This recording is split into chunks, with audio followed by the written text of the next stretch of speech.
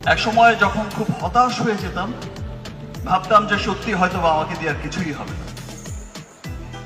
আপনাদের হয়তো কারো কারো মনে থাকতে পারে কিছুদিন আগে হয়তো বা সাম ডিজাস্টারের কারণে আমেরিকা থেকে যখন এসেছি,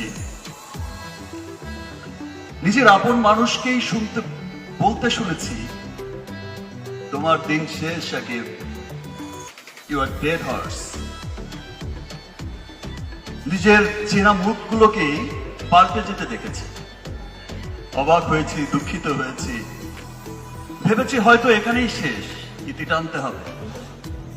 আবার ভেবেছি যাওয়ার আগে লাস্ট একটা ট্রাই তো করে যাই, এতগুলো বছর মানুষগুলো আমাকে ভালোবাসলো, একটা ট্রাই করে যাই, না হলে চলে যাব, ছেড়ে দেবো চলচ্চিত্র। যা পেয়ে শূন্য হাতে এসেছিলাম, যা পেয়েছি তা অনেক।